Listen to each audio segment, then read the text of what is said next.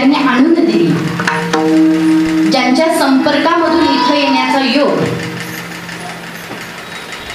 असे माझ्या वडिलांचे अगदी जवळचे मित्र, जीवा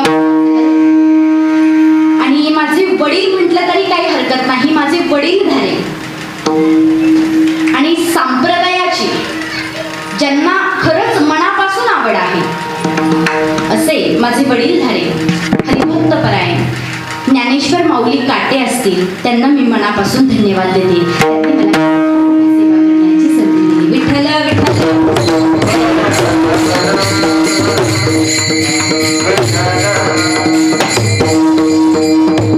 तसेच आजच्या या कार्यक्रमाचे श्री शांताराम सुभाष रावडे, त्यांना सुद्धा मी मनापासून धन्यवाद देते. खूप गोड असं नियोजन आहे. तसेच अखिल कोंढवा श्री पांडुरंग सेवाभावी ट्रस्ट असेल, श्री संत तुकाराम भजनी मंडळ शिवनेरी नगर, समस्त रहिवासी कोंढवा खुर्द, तुम्हाला सर्वांना मी मनापासून धन्यवाद देते. तसेच आपले व्यासपीठ चालक असतील आणि ज्यांनी हा कार्यक्रम भरवला असे सर्वच मंडळी असतील, ही कमिटी असेल, धन्यवाद देते. ज्ञानेश्वरी पारायण व्यासपीठ नेतृत्व ज्यांच्याकडे आहे असे माझे वडीलधारे आणि मागे कोंढव्यामध्ये प्रवचन असताना जिथं आमची भेट पहिली झाली असे माझे वडीलधारे हरिभक्तपरायणशी भीष्म महाराज सुतार असतील, त्यांना सुद्धा मी मनापासून धन्यवाद देते. विठ्ठल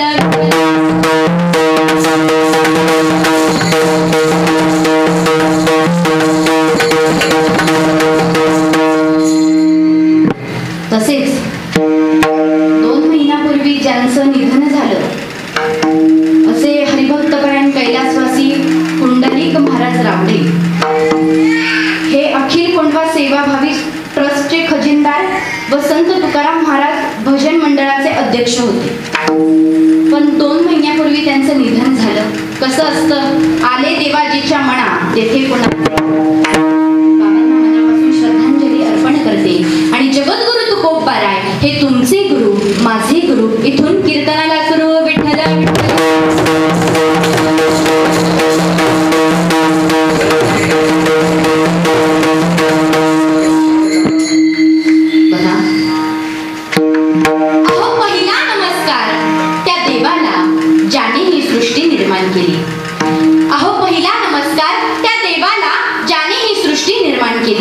दुसरा नमस्कार माझ्या आई वडिलांना ज्यांनी मला जन्म दिला. दुसरा नमस्कार माझ्या आई वडिलांना ज्यांनी मला जन्म दिला. तिसरा नमस्कार माझ्या गुरुवर्यांना ज्यांनी मला ज्ञान दिलं. तिसरा नमस्कार माझ्या गुरुवर्यांना ज्यांनी मला ज्ञान दिलं. आणि चौथा नमस्कार आमच्या आदरणीय वडीलधारे ज्ञानेश्वर माऊली काटे यांना तुम्ही मला कीर्तन करण्याची संधी दिली. विठ्ठल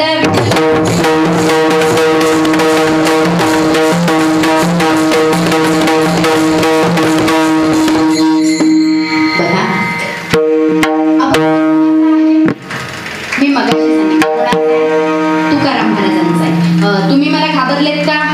अजिबात घाबरायचं नाही. मी तुमची मुलगी आहे, मी तुमची नात आहे असं समजून कीर्तन ऐकायचं. बरं, अगदी सांगणार आहे, तुम्हाला समजेल असं सांगणार आहे आणि कीर्तन करणार नाही, तुमच्याशी संवाद साधणार. बरं का? अभंग तुकाराम महाराजांचा आहे, सर्वांना कळालं? नाहीतर उद्याशी कीर्तन करायचे आणि कीर्तनामध्ये विचारतील महाराजांनी अभंग कोणता घेतला, तुम्ही म्हणता ते नामदेव महाराजांचा होता, असं सांगायचं नाही. बरं, अभंग कोणाचा आहे? जगद्गुरु तुकोबारायांचा अभंग आहे आणि अभंग अगदी सोपा आहे आणि सगळ्यांच्या पाठामधला आहे. हा अभंग पाठ नाही असा महाराष्ट्रामध्ये वारकरी नाही आणि ज्याचा पाठ नाही तो वारकरी नाही. ज्याला कळालं त्याला कळालं. अभंग अगदी सोपा आहे. अभंगाच्या पहिल्या चरणामध्ये जगद्गुरु तुकोबाराय सांगतात, भक्त ऐसे जाना जे देही उदास गेले अशा पाशनिवारोळी. कशी भक्त असावी, भक्त कसे असावेत या अभंगामध्ये सांगितलेलं आहे. जगद्गुरु तुकोबाराय सांगतात की जीवन जगत असताना आपण सत्कर्म हे केलंच पाहिजे. आलोय कशाकरिता? काहीतरी करण्याकरता आलोय ना, मग काय केलं पाहिजे? सत्कर्म केलं पाहिजे. मग सत्कर्माविषयी आज या अभंगामध्ये धरलेली आहे. आता आपण सत्कर्म करतो, पण समाज एवढा विचित्र आहे की ते स्वतः सुद्धा सत्कर्म करत नाहीत आणि दुसऱ्यांना सुद्धा करू देत.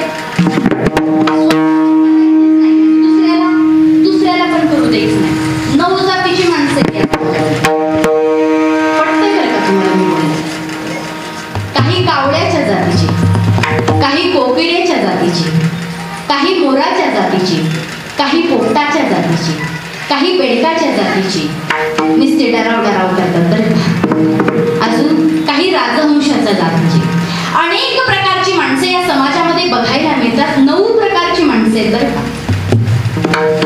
कावळ्याच्या जातीची काय करतात तो, जिथं जखम दिसेल तिथं जाऊन तो चोच मारायची, बरोबर की नाही. 2 भावांचं चांगलं चालू आहे, दोघांचं चांगलंय. मग ही कावळ्याच्या जातीची काय करतात, मध्ये जातात आणि चोच मारतात, बरोबर की नाही. जखम दिसली ना भांडणं वाढवायची. ही जात कुठली, कावळ्याच्या जातीची. पुढं बेडकाच्या जातीची, ही काय करतात तो, बेडूक काय करतो, नुसता डराव करतो, करणं तर काहीच नाही. अशी समाजात माणसं बघायला मिळतात बरं का. दृष्टांत देऊन जाईल. असंच एक नवीन जोडपं असतं बरं का. नवीन लग्न झालेलं असतं आणि तो नवरा असतो ना, नवरा म्हणजे त्या पत्नीचा पती, तो नवरा काय करायचा, इकडून तिकडून फिरून यायचा, बायको कशी यायचा तिला काय म्हणायचा, माझ्या घरामध्ये नीट राहायचं, नीट वागायचं, नाहीतर मी काय करेल ना त्याचा तुला पत्त्याच लागू दे. ती नवीन नवरी डोक्यावरती पदर, थोडीशी लाजायची आणि आपला नवरा रागीट आहे, काहीतरी करून घेईल, काहीतरी बोलेल आपल्याला, म्हणून ती बायको काय व्हायची, थोडीशी घाबरायची. हा इकडून तिकडून यायचा आणि सारखा तिला म्हणायचा, माझ्या घरामध्ये नीट राहायचं, नीट वागायचं, नाहीतर मी काय करेल ना त्याचा पत्त्याच तुला लागू देणार. नवी नवरी असायची, घाबरायची जरा. असे अनेक दिवस निघून जातात, 8-15 दिवस होतात.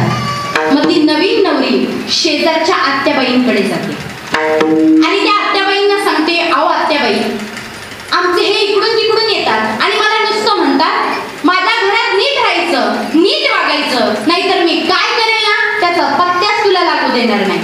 ती आत्याबाई सांगते, तो काहीच करत नाही, मला 30 वर्षाचा अनुभव आहे, तो काहीच करणार नाही, तू बघ आता बघ. मग ही घरी येते. घरी आल्याच्या नंतर त्यांचे हे येतात, ते सांगतात, उद्या मला सकाळी बाजाराच्या गावाला जायचंय, सकाळी लवकर उठायचं, पाणी तापायला ठेवायचं, उठली नाहीस ना तर मी काय करेल ना त्याचा पत्त्याच तुला लागू देणार नाही. ठेवलेला असता. हा काय करत, दोघे जण झोपतात. सकाळी पहाटे पहाटे हा उठतो, तिला म्हणतो, ए उठ ग, पाणी तापायला ठेव, मला बाजाराच्या गावाला जायचंय, मला उशीर होतोय, पाणी तापायला ठेव, नाहीतर मी काय करेल ना त्याचा पत्त्याच तुला लागू देणार. ही मस्त आपली गोदडीमध्ये ऐकते, हा काहीच करणार नाही, तिने एकच लक्षात ठेवलेलं असतं. हा परत म्हणतो, अगं उठतेस की नाही, मला उशीर होतोय, उठलीस तर बरं, नाहीतर मी काय करेल ना त्याचा पत्त्याच तुला लागू देणार नाही. आता हिने लक्षात ठेवलेलं असतं, हा काहीच करणार नाही. ही हतरुणामधून उठली, डोक्यावरचा पदर कमरेला ठेवला, हातामधल्या ज्या बांगड्या असतात ना त्या मागे सारल्या आणि कमरेवरती हात ठेवला आणि काय म्हणली, काय करणार आहे तुम्ही, इकडून तिकडून येत आहे, मला नुसतं म्हणताय माझ्या घरामध्ये नीट राहायचं, नीट वागायचं, तुम्ही नाही तर मी काय करेल त्याचा पत्त्या लागून देणार नाही. नेमकं तुम्ही करणार तरी काय हो. हा म्हणला, काय नाही, गार पाण्याने आंघोळ करणार. म्हणजे करणार तर काहीच नाही, पण नुसते डराव करतात. ही कोण असतात, बेडकाच्या जातीची. विठ्ठल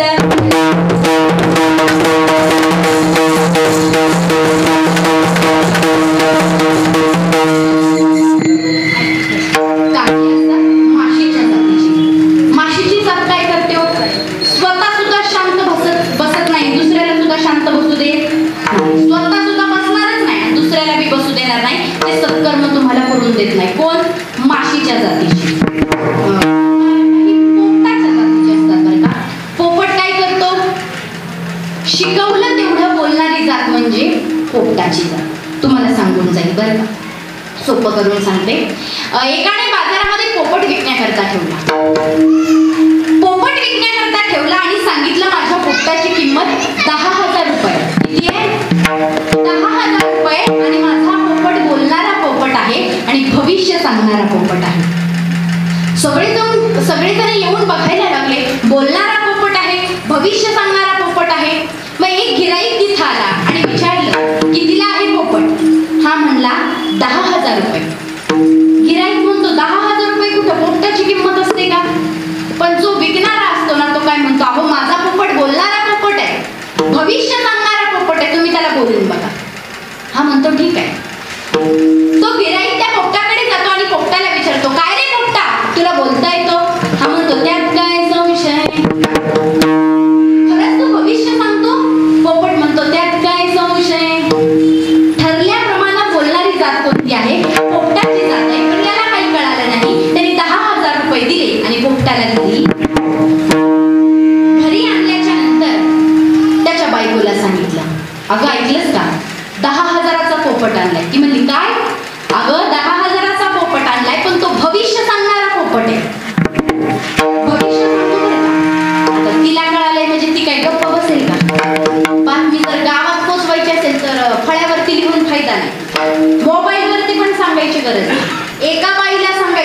गावात, अख्ख्या गावात.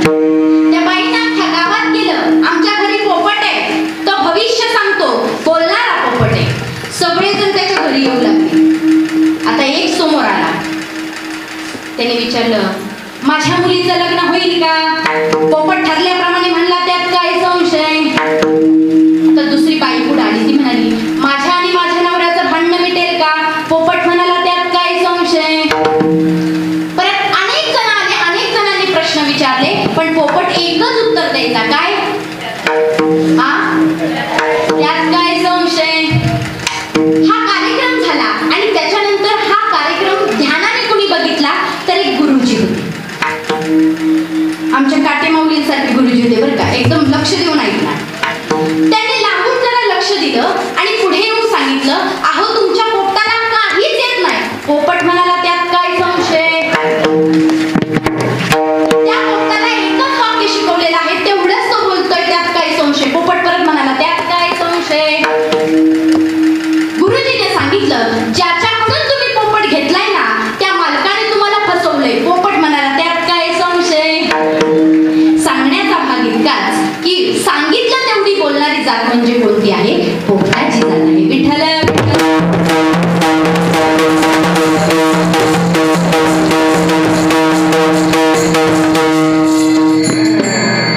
आता काही माणसं गुरुजीच्या जातीची असतात. ती काय करतात? ज्ञानोबराय सांगतात, दिवसा जाती डोळे डुडुडाचे. काय? घुबडाला दिवसाचं दिसत नाही, ते सूर्य मानायला तयार. मग काय काय अशी असतात ना घुबडाच्या जातीची, ते देव मानायला तयार होत. देव आहे ना, आपल्या जवळच आहे, पण देव मानायला तयार. देव कुठे हो?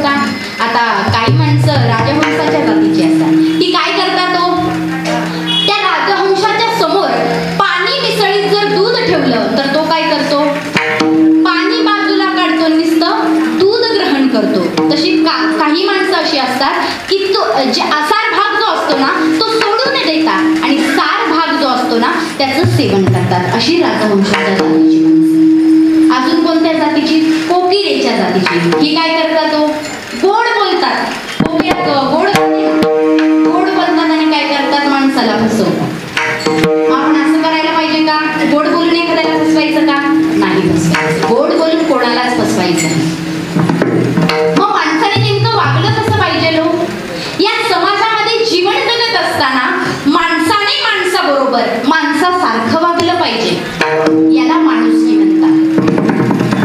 हीच मुझी प्रार्थना हीच मुझे मागणी, हीच मुझी प्रार्थना हीच मुझे मागणी.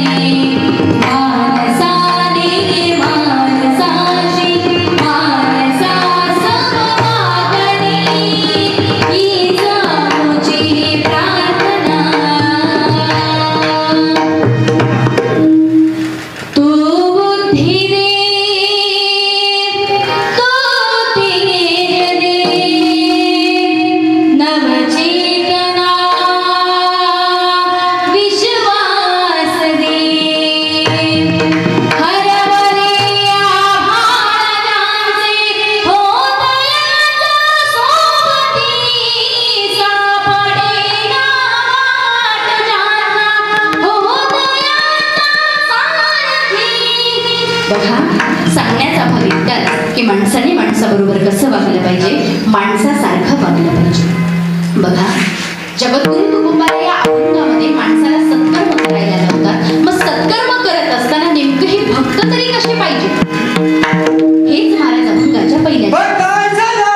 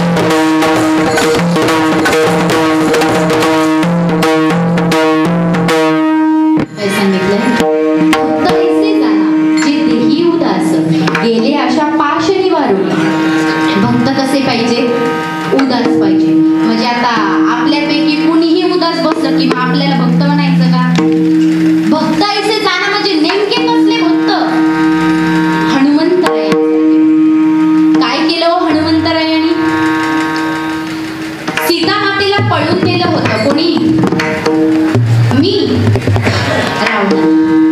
आणि कुठे नेलं होतं? अशोक नावाच्या वनामध्ये नेऊन ठेवलं होतं. मग याचा शोध कुणी लावला? हनुमंतरायाने लावला. सीता मातेला आणलं आणि आणल्याच्या नंतर सीतेच्या आई वडिलांनी मोठा बक्षीस समारंभाचा कार्यक्रम ठेवला. सगळ्यांना बक्षीस वाटून झाली, पण एकटे हनुमंतरायाशी राहिले की त्यांना बक्षीसच उरलं. भगवान प्रभू श्री रामचंद्र म्हणतात, अगं सीता माता, सगळ्यांना बक्षीस वाटून झाली, पण एकटे हनुमंतराय राहिले, त्यांना बक्षीसच उरलं नाही. तरी काय? सीता माता काय करतात? आपल्या गळ्यामधला 9 रत्नांचा हार काढतात आणि कोणाला देतात?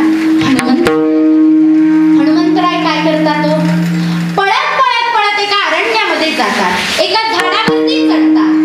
त्या 9 रत्नांच्या हारामधला पहिला मणी फोडतात, त्याच्यामध्ये त्यांना राम दिसत. दुसरा मणी फोडतात, तिसरा मणी फोडतात. अहो, बघता बघता सगळे मणी फोडून टाकतात आणि तो हार घेतात आणि फेकून देतात.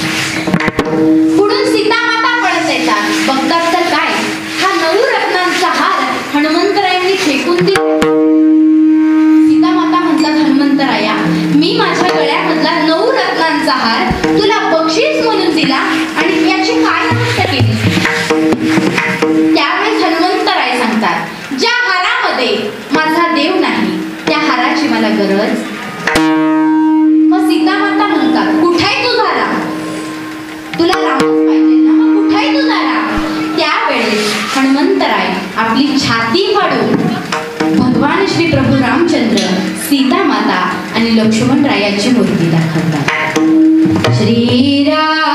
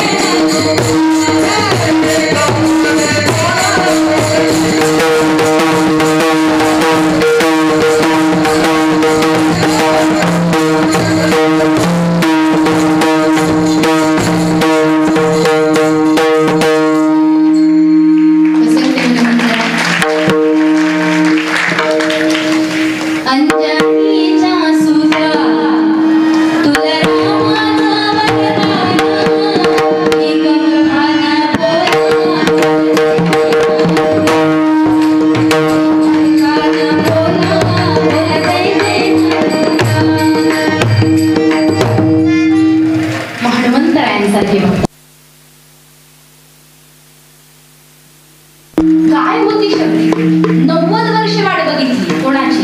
देवाची. तसं आपण सुद्धा भक्ती केली पाहिजे आणि देवाची भक्ती करत असताना मनापासून केली पाहिजे बरं का. काय सांगितलंय? भक्त ऐसे जाणाचे देही उदास. जे देहावरती उदास आहेत ते कोण आहे? भक्त आहे. पुढे जाऊन सांगितलंय गेले आशा पाश निवारुनी. ते कोणत्याच पाशामध्ये अडकलेले भागवतामध्ये 7 पाश सांगितलेले आहेत. भ्रांती माझी सप्तपाश, अहंकारा पुत्र पाश, ग्रहद्वारा धन स्वजन पाश, आशा पाश 7. असे 7 पाश सांगितलेले आहेत. पण भक्त आणि संत या पाशामध्ये अडकलेले नाही. तुम्ही आम्ही अडकलेला. काय सांगितलंय? भ्रांती माझी सप्तपाश, अहम म्हणजे काय? याच्यामध्ये सुद्धा संत आणि भक्त अडकलेले नाही. पुढे जाऊन सांगितलंय दारा. दारा म्हणजे काय? पत्नी. आणि पत्नी म्हणजे काय? बाई. याच्यामध्ये सुद्धा संत अडकलेत का? अहो जगद्गुरु तुकोबरायांची पत्नी मेली तरी तुकाराम महाराज म्हणतात बरे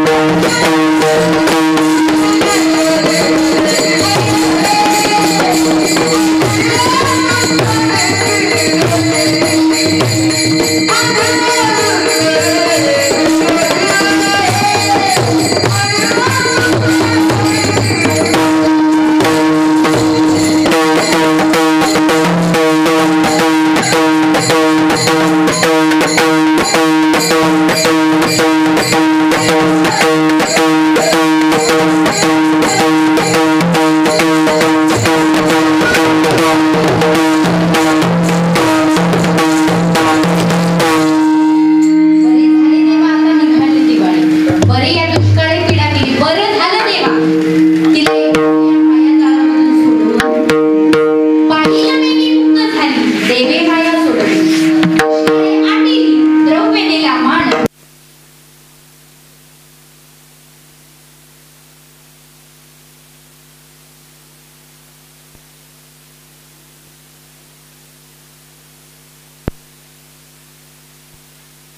सुद्धा संतांना आसक्ती राहिली नाही.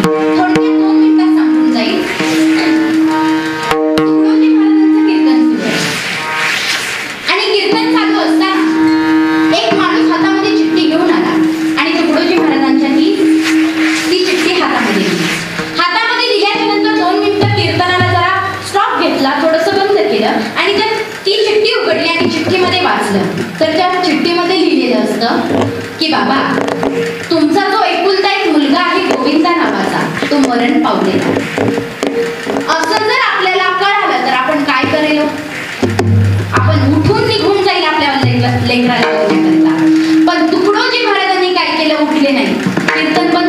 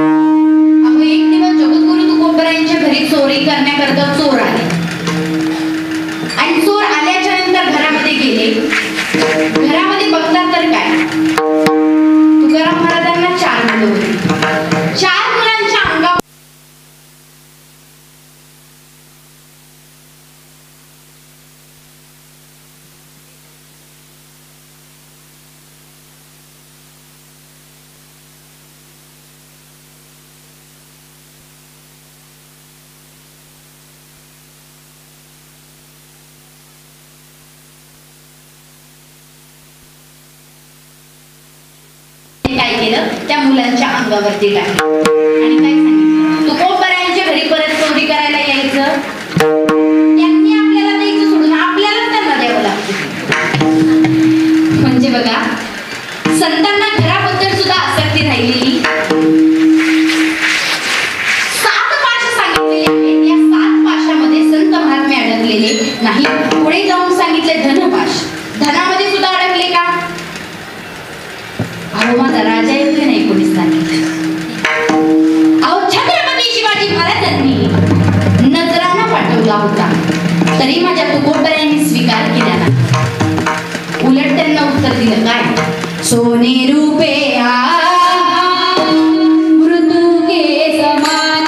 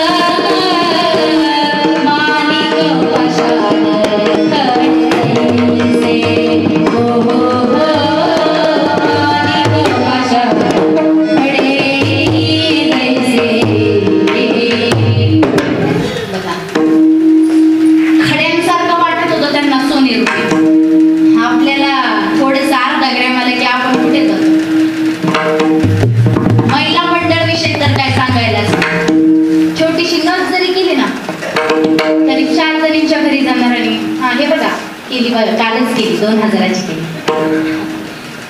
संतांना दगडांसारखं वाटत होतं सोनं. आणि मी आताच बोलून गेले, माझ्या राजा येतोय बरं काही कोणी. राजाचं नाव निघालं म्हणून 2 मिनिटात सांगून जाईल माझा राजा कसा आहे. 2 मिनिटात सांगू शकत नाही आपला राजा, पण आपल्याकडे वेळ तेवढा नाही म्हणून 2च मिनिटात सांगते की आपला राजा कसा. बघा, जिजाऊ मासाहेब सूर्याची पूजा करतायत. जिजाऊ मासाहेब सूर्याची पूजा करतायत आणि आमचे राजे दर्शन घेण्यासाठी जातात. मासाहेबांचं दर्शन घेतात आणि उभे राहतात. मासाहेबांना विचारतात, मासाहेब पूजा तर सूर्याची करताय मासाहेब, पण चेहऱ्यावरती चिंता. अहो पूजा तर सूर्याची करताय मासाहेब, पण चेहऱ्यावरती व्याकुळता. अहो पूजा तर सूर्याची करताय मासाहेब, पण तुमचा चेहरा एवढा उदास का? सांगा ना मासाहेब काय झालं. त्यावेळेस मासाहेब सांगतात, ही शोभा पूजा तर सूर्याची करते शोभा, पण तो सूर्य कोण जो गुलामीमध्ये आहे, तो सूर्य कोण जो पारतंत्र्यामध्ये आहे, तो मला स्वतंत्र झालेला बघायचा आहे. त्याच आईच्या पवित्र चरणाची शपथ घेतली आणि माझ्या राजाने स्वराज्य निर्माण केलं. तो स्वराज्य निर्माण करण्याची त्यावेळेस काही कलम कायदे नव्हते, तरीही माझी प्रजा कशी होती महाराज? सुखी होती. अहो नव्हते कलम नव्हते कायदा, तरीही सुखी होती प्रजा. अहो नव्हते कलम नव्हते कायदा, तरीही सुखी होती प्रजा. कारण सिंहासनावर बसला होता माझा छत्रपती राजा, माझा छत्रपती.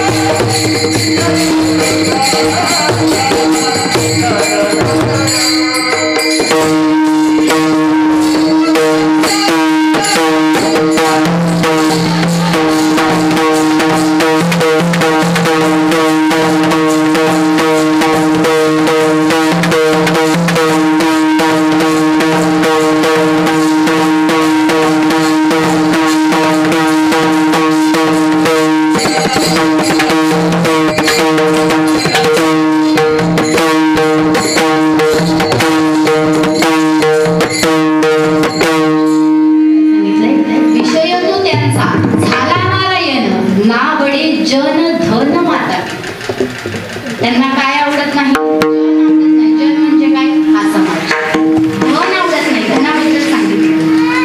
आता माता पिता का आवडू नये हे सांगणारच आहे, पण आधी काय सांगितलंय, विषय तो त्यांचा झाला नारायण.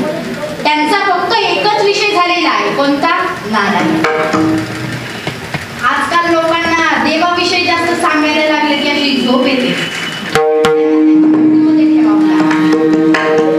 पण कीर्तन कशा करिता आहे? देवाचं गुणगान गाण्याकरिता कीर्तन आहे ना. कीर्तन करायला तर तेच सांगितलं पाहिजे ना, देवाचं चिंतनच केलं पाहिजे. नरदेह कशा करिता दिलाय देवाने? देवी दिला देह भोजना कोमटा. भोजनासाठी दिलाय का भजनासाठी दिलाय? भजनासाठी दिलाय, पण आपण मात्र भोजनासाठी वापरू लागतो. देवानं नरदेह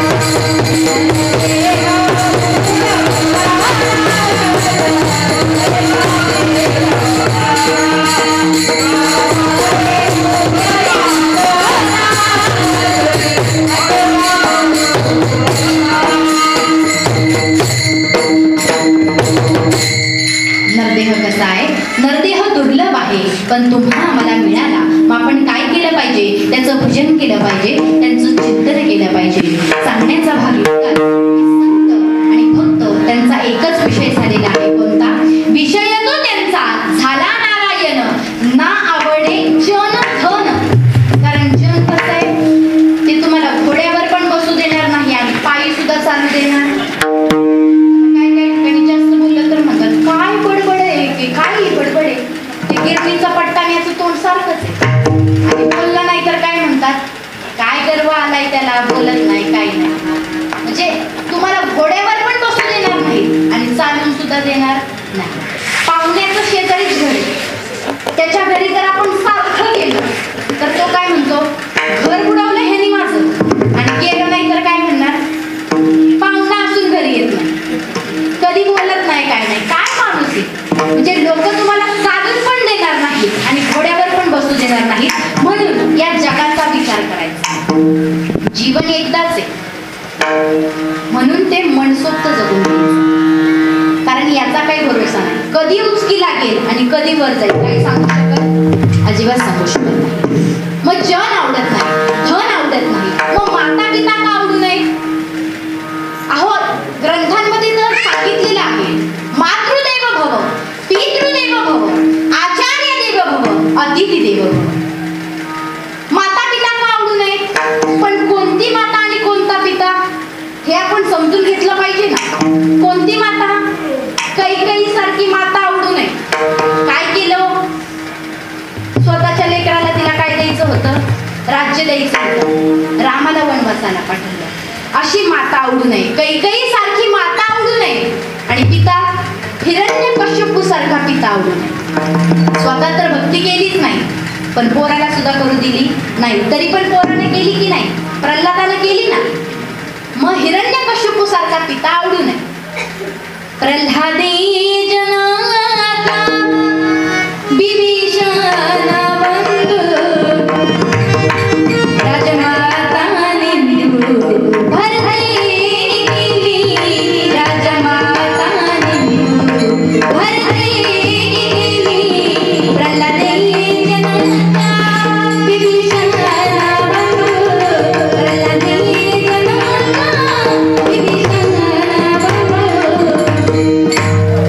काय सांगितले? हिरण्यकश्यपू सारखा पिता आवडू नये, कैकेयी सारखी माता आवडू नये, विभीषण सारखा भाऊ आवडू नये. हे सांगितलेलं आहे, हे आपण लक्ष देऊन ऐकलं पाहिजे. मग तुम्ही म्हणताल देवाची आम्ही भक्ती केली, देवाला आम्ही मनापासून मांडलं, अगदी त्याच्या जवळ राहून त्याची भक्ती केली, मग तो काय करणार आहे आमच्यासाठी? अहो, तो राहणार ना, तुमच्या मागे पुढे उभा राहणार.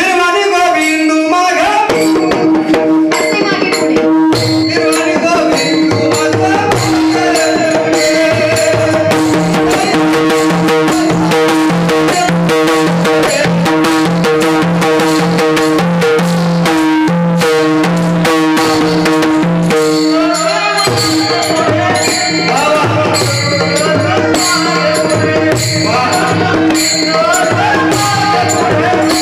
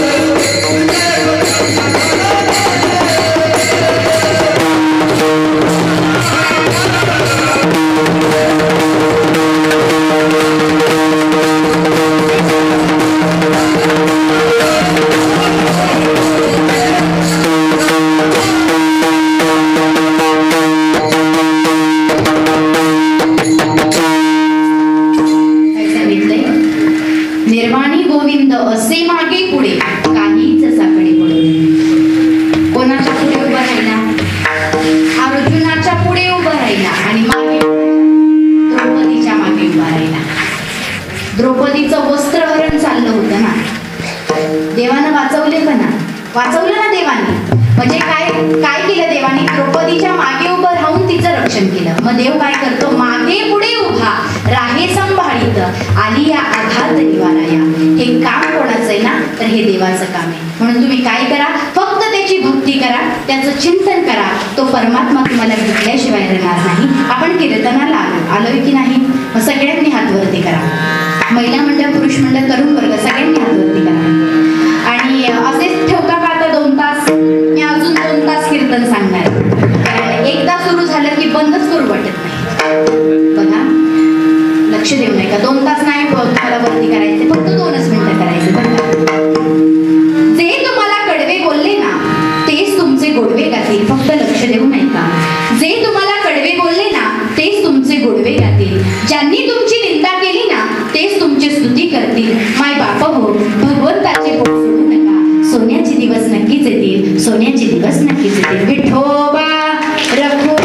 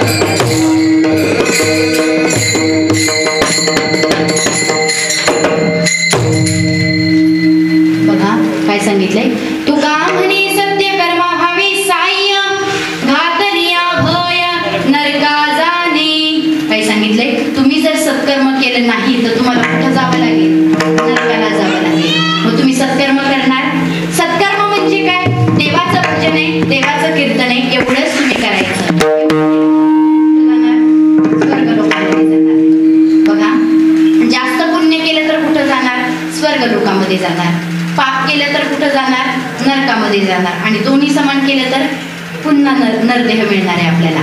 मात्र तुम्हाला कुठं जायचं हे तुम्ही तुमचं बघा.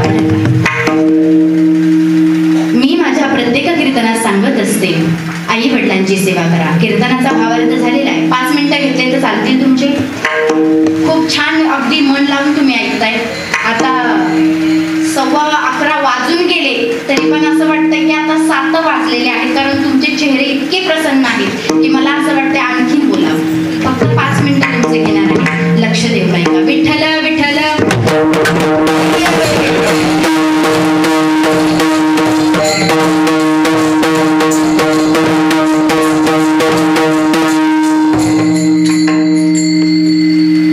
मी माझ्या प्रत्येक कीर्तनात सांगत असते, आई वडिलांची सेवा करा. माझं कुठलंही कीर्तन ऐका किंवा समोर बसून ऐका. मी माझ्या प्रत्येक कीर्तनात सांगत असते, आई वडिलांची सेवा करा. आई वडील काय नाही हो करत आपल्यासाठी. अख्खं जीवन हे आई वडील आपल्यासाठी वाया घालवत असतात. अहो पाऊस पडत असतो, हातांना चटके बसत असतात, पण ती आई त्या चटकाचा, त्या धुराचा विचार करत नाही. आई विचार करते, माझ्या बाबाला, माझ्या बाळाला शाळेत जायचंय, त्याला भाकरी करून दिलीच पाहिजे. आई कशाचाही विचार करत नाही. पण तोच मुलगा मोठं झाल्यावर म्हणतो, बोल आई, बोल तुझ्या दुधाची किंमत काय. दुधाची किंमत सांगता येईल का हो? आईच्या दुधाची किंमत आपण कधीच सांगू शकत नाही. फक्त आई आणि वडील या विषयाला मी नुसता हात लावला तर सगळ्या महिलांच्या डोळ्यामध्ये पाणी आलं. कारण आई वडिलांचं स्थान आपल्या जीवनामध्ये महत्वाचं आहे. अहो आजकालची मुलं आई वडिलांना उलट बोलतात. ती मुलं त्या आईला म्हणतात, आमच्या आईला काही कळत नाही. अहो तिला जर कळालं नसतं तर लहानपणी तुमच्या डोळ्यामध्ये काजळ घालण्याच्या ऐवजी तिने मिरची वाटून घातली असते. तुम्ही म्हणता तिला काही कळत नाही. किती प्रेम करते हो ती आई लेकरावरती. आई लेकरावरती गर्भापासून प्रेम करते, पण ते प्रेम कधी कोणाला कळतच नाही हो. निस्वार्थ प्रेम करते बरं का. निस्वार्थ प्रेम करते. डोळे मिटून जी प्रेम करते ना तिला प्रियसी म्हणा. डोळे मिटल्यासारखं प्रेम करते ना तिला मैत्रीण. डोळे वटारून जी प्रेम करते ना तिला तुमची बायको म्हणा. आणि शेवटच्या श्वासापर्यंत निस्वार्थ प्रेम करते ना तिला आई म्हणा. निस्वार्थ. अहो समाज वाट बघेल, स्वार्थ आहे. गावातले लोक वाट बघतील, स्वार्थ आहे. घरातले लोक वाट बघतील, स्वार्थ आहे. पण या जगामध्ये शेवटच्या श्वासापर्यंत निस्वार्थ प्रेम करते ना ती आई. लेकरावरती निस्वार्थ प्रेम करते. काय प्रेम असतं त्या आईचं. 60 वर्षाची मुलगी असते आणि 80 वर्षाची आई असते. काय प्रेम असतं. माहेराला जर आली ना ती मुलगी, बाई जाताना तुला थोडं तांदूळ घेऊन जा बरं का, थोडीशी डाळ घेऊन जा. ती मुलगी सांगते, आई माझ्या घरी सगळं आहे ग. माझ्या घरी गोकुळ आहे, सर्व काही माझ्या घरी आहे, मग तू कशाला मला हे देते उगाच. पण ती आई सांगते, बाळा ज्या वेळेस तू या तांदळाचा भात करून खाशील ना, त्यावेळेस ज्यावेळेस तू पहिला घास उचलशील ना त्यावेळेस तुला माझ्या हे प्रेम असतं. पण हे प्रेम कधी कोणाला कळतच नाही.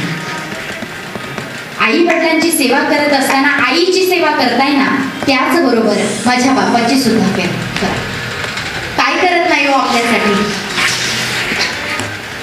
मुलीचं आयुष्य सेट करतो, मुलाचं आयुष्य सेट करतो, पण स्वतः कधीच सेट होत नाही. त्याचं नाव बाप आहे. अहो, देवकी यशोदेचं प्रेम मनामध्ये साठवा आणि टोपलीमधून बाळास नेणारा वसुदेव वाटा. देवकीचं आणि यशोदेचं प्रेम सर्वांना दिसतं, पण त्या बापाचं प्रेम कधी दिसत नाही. रडणारी आई सर्वांना दिसते, पण तो बाप कधी कोणाला दिसत नाही. सर्वांना वाटतो तो बाप म्हणजे त्याचं काळीज दगडाचं काळीज आहे, पण दगडाचं काळीज नाही होतो, लोण्याचा गळा.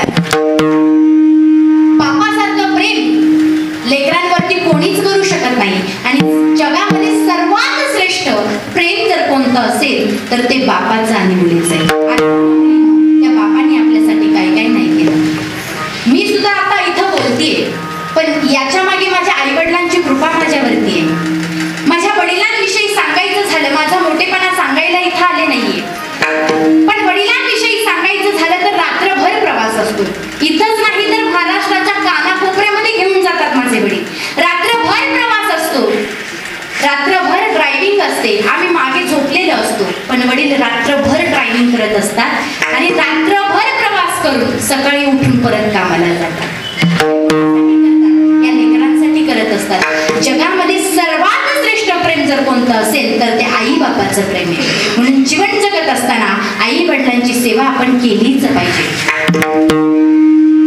काय असतो तो बाप? 2च मिनिटात सांगून जाईल तो बाप काय असतो. माझ्या डोळ्यातली आसव, ज्यावेळेस तुमच्या डोळ्यामध्ये अश्रू येतात ना, माझ्या डोळ्यातली आसव कोणी माईन पुसताना, उरी हुंडा कदटतो या, गोष्ट बापाची सांगताना त्याच्या फाटक्या सदऱ्याला किती ठिकाण जोडलेली, उभ्या आयुष्याला त्यानं कशी कातर लावलेली. मला कसं होत या कुणी बाबा म्हणताना, उरी हुंडा गाठतो या, गोष्ट बापाची सांगताना माझ्या अंगावरी त्यानं रग मायेचा घातलेला, झोपडीत गाळात आला, बापा तसाच झोपलेला त्याच्या जवानी पायांना, असंच टका बसताना, उरी हुंडा गाठतो या, गोष्ट बापाची सांगताना.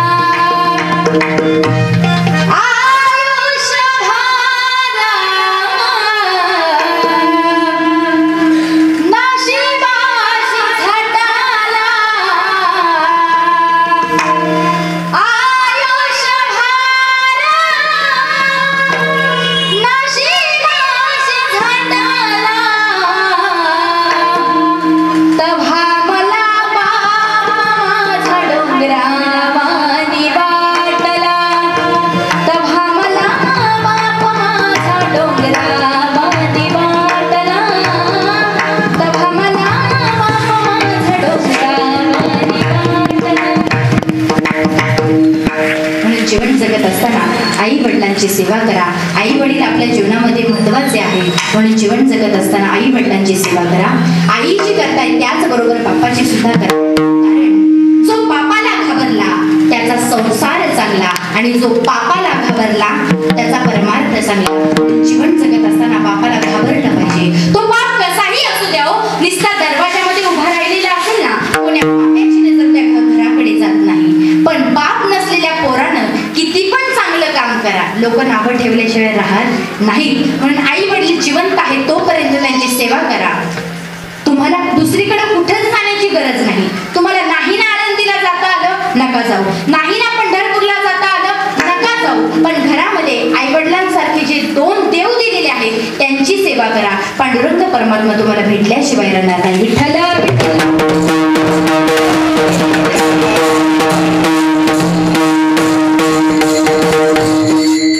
बघा, आज या ठिकाणी असलेला अखंड हरिनाम खरंच खूप सुंदर नियोजन आहे. सर्वच आयोजन असेल, सर्व काही सुंदर आहे. या सर्व कमिटीला धन्यवाद द्यावे तितके कमी आहे. सगळ्यांसाठी एकदा जोरदार टाळ्या. ज्यांचं व्यासपीठ या ठिकाणी आहे, ज्ञानेश्वरी पारायण व्यासपीठ नेतृत्व ज्यांच्याकडे आहे असे माझे वडील झाले हरिभक्त पारायण श्री भीष्म महाराज सुतार असतील. खरंच खूप गोड नियोजन आहे. बाबांना धन्यवाद द्यावे तितके कमी आहे. आणि ही सेवा माझ्यापर्यंत आणून दिली, ज्यांच्या संपर्कामधून इथे येण्याचा योग असे माझे वडील झाले आदरणीय हरिभक्त पारायण ज्ञानेश्वर माऊली काटे असतील. त्यांचे मी मनापासून आभार मानते. खरंच त्यांना धन्यवाद द्यावे तितके कमी. कसं असतं, कीर्तनकार इथे येईपर्यंत इतके फोन असतात ना, हा कुठे आला, हा या चौकामध्ये आला का, बरोबर इथून लेफ्ट घ्या, राईट घ्या, एवढे फोन सारखे करतात. पण माणूस गेल्याच्या नंतर, कीर्तनकार गेल्याच्या नंतर एकही फोन येत नाही. पण आमचे माऊली म्हणजे माझे वडीलच आहेत बरं का. कुठलाही कीर्तनकार असू द्या, कोणतेही महाराज असू द्या, इथं येईपर्यंत आणि घरी जाईपर्यंत त्यांचे फोन असतात. खरंच त्यांना धन्यवाद द्यावे तितके कमी आहे. त्यांना मनापासून धन्यवाद देते. तसेच त्यांचं सौजन्य आहे, मोठं काम जे करतात असे भरत आप्पा चौधरी असतील, माझे नगरसेवक, त्यांना सुद्धा मी मनापासून धन्यवाद देते. आज या ठिकाणी मृदुंगाची साथ मला ज्यांनी केली, सुरुवातीला वाजवलं ते कोण, कमलेश महाराज जाधव असतील, त्यांना मी मनापासून धन्यवाद देते. नंतर माझ्यावरती मोठ्या बहिणीसारखं प्रेम करणारी आणि माझी मोठी बहीणच आहे अशी आमची वैष्णवी ताई असेल, तिला सुद्धा मी मनापासून धन्यवाद देते. तसेच दुसरा जो दादा दिसतो तुम्हाला हरिओम, त्याला सुद्धा मी मनापासून धन्यवाद देते. दोघे जण बहीण भाऊ आहेत बरं का. गोड अशी त्यांनी मला साथ दिलेली आहे, त्यांचे सुद्धा मी मनापासून आभार मानते. आणि एक तुम्हाला गोष्ट सांगायचीच झाली, आता तुम्ही एवढ्या वेळा ऐकताय म्हणून 2 मिनिटं सांगते बरं का. मला मोठा भाऊ नाहीये, मला लहान भाऊ आहे. पण मोठ्या भावासारखं प्रेम करणारा, कधी मला उणीवच त्यांनी भासून दिली नाही, असे आमचे महाराष्ट्रातील उत्तम असे मृदुंगाचार्य हरिभक्त पारायण प्रथमेश महाराज शिंदे आज या ठिकाणी उपस्थित आहेत. खरंच त्यांना धन्यवाद द्यावे तितके कमी आहे. तसेच हार्मोनियम वादक बाबा असतील, त्यांना सुद्धा धन्यवाद द्यावे तितके कमी आहे. गायनाचार्य असतील, उत्तम अशी त्यांनी मला साथ दिलेली आहे, त्यांची सुद्धा मी मनापासून आभार मानते. आमचे हे महाराज असतील, असे दोन्ही महाराज असतील, उत्तम असा त्यांचा आभार आहे. कारण ही साथ आम्हाला पाहिजे, यांच्याशिवाय कीर्तन नाही. एका ठिकाणी असंच प्रमाण दिलं, मोगरा फुलेला, मागचे म्हणले मोकार फुगला.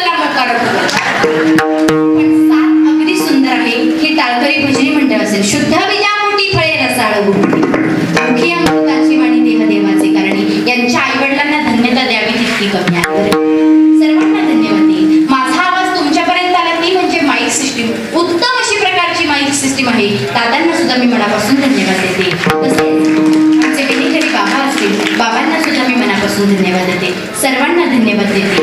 आणि सर्वात म्हणजे ज्यांचं नाव सांगायचं राहिलं, सुरुवातीला पण सांगणार होते पण आता आठवलं म्हणून सांगते.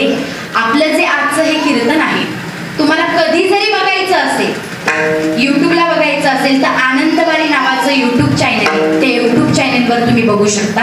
आणि हे शूटिंगचं काम ज्यांनी मन लावून 2 तास ज्यांनी काम केलेलं आहे असे आमचे ओंकार दादा असतील, खरंच धन्यवाद द्यावे तितके कमी आहे. शूटिंग करणं एवढं सोपं नाही. आता हे शूटिंग केलेलं आहे, घरी जायचं, त्याला एडिटिंग करायचं, कुठं काय झालं त्याला कट करायचं, हे सुखाचं काम नाहीये. 2 तास त्यांनी एवढं शूटिंग करण्याचं काम केले. खरंच दादांचे मनापासून आभार मानते, त्यांना धन्यवाद देते. आनंदवारी नावाचं चॅनल आहे, त्याला तुम्ही सबस्क्राईब करा आणि माझं कीर्तन आहे ते तुम्ही आवर्जून बघू शकता. आणि अनेक कीर्तनाचे कार्यक्रम आहेत ते सुद्धा तुम्ही बघू शकता. सर्वांना धन्यवाद देते. आणि इथंच नाही तर महाराष्ट्राच्या कानाकोपऱ्यामध्ये घेऊन जाणारे माझे वडील हरिभक्त पारायण सोमनाथ महाराज चव्हाण आज या ठिकाणी उपस्थित नाहीयेत, पण जिथं कुठं असतील तिथं मी त्यांना धन्यवाद देते. आणि माझी जन्मदाती आई, जिने मला जन्म दिला अशी माझी आई असेल, तिला सुद्धा मी मनापासून धन्यवाद देते. आणि एक शेवटचं नाव घेते. इथंच नाही तर महाराष्ट्राच्या कानाकोपऱ्यामध्ये जाऊन कीर्तनं करते, पण जिच्यामुळं मी आज इथं उभी आहे, जिच्यामुळं मला या संप्रदायाची आवड लागली, अशी माझी आजी हरिभक्त चंद्रभागा महाराज चव्हाण आज माझ्या बरोबर आहे. तिला मी मनापासून धन्यवाद देते. तिच्यामुळं आज मी बोलली आहे. सर्वांना धन्यवाद देते. सगळ्यांसाठी एकदम जोरदार टाळ्या वाजवा. सगळ्यांचं कौतुक करून झालं, सगळ्यांसाठी टाळ्या वाजवल्या. मग माझ्यासाठी झालेली सेवा भगवंताच्या चरणी अर्पण करून, माझ्या जन्मदात्या आई वडिलांच्या चरणी अर्पण करून, माझ्या गुरुवर्यांच्या चरणी अर्पण करून माझ्या सेवेला पूर्णविराम.